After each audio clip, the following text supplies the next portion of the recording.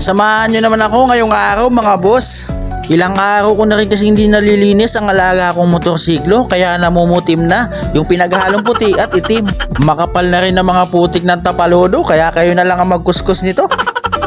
Dito nga pala ako mga boss na madalas nalilinis ng motorsiklo ko. Ito na rin kasi ang pinakamalapit sa amin. Shoutout nga pala kay kuya, customer natin yan. Una kong ginawa mga boss ay binasa ko muna ng tubig para madaling i-shampoo, para matanggal na rin yung mga buha-buhangin na pwedeng kumuskus sa mga fairings ng motorsiklo natin. Pagkatapos ko siyang basain ay sinampuhan ko na kaagad. Sinabay ko na nga palang pagkuskus para mabula habang pinupunasan natin.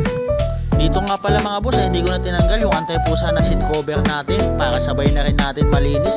Para naman mamaya ay isasampay na lang. O diba? Para-paraan lang yan. Pagkatapos i-shampoo ay binanlawan ko na rin agad. Sabay piga na rin. Parang naglaba lang ah. Nga pala mga boss, mahalaga na palaging malinis ang motorsiklo natin. Hindi lang ito basta dagdag pogi sa motorsiklo natin kundi maintenance na rin. Isa kasi sa mabilis magpadumi ng mga panggilid natin ay ang palaging marami ang motor. Dahil pwedeng mahigop ng airbox ang mga buhangin o ang alikabok na nasa paligid niya. Ibang-iba na talaga ang panahon natin ngayon. Kagaya na lang nitong bendo machine na ito. Pinapabilis nila ang mga dati-rati ay napakahirap at talagang gugugol ka ng mahabang oras. Ang galing talaga na nakaimbento nito. Sa halagang 15 pesos lang mabilis mo nang malilinis ang motorsiklo mo. Kaya naman may oras ka pa para sa mga mas mahalaga mong gawain.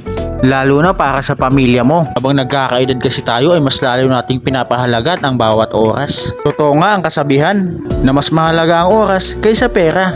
Dahil ang pera ay kikitain mo pa pero ang oras malabo mo nang maibalik.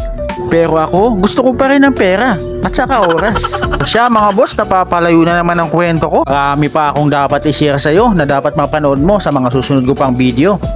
Alright, salamat sa minutong sinayang mo sa panonood sa akin.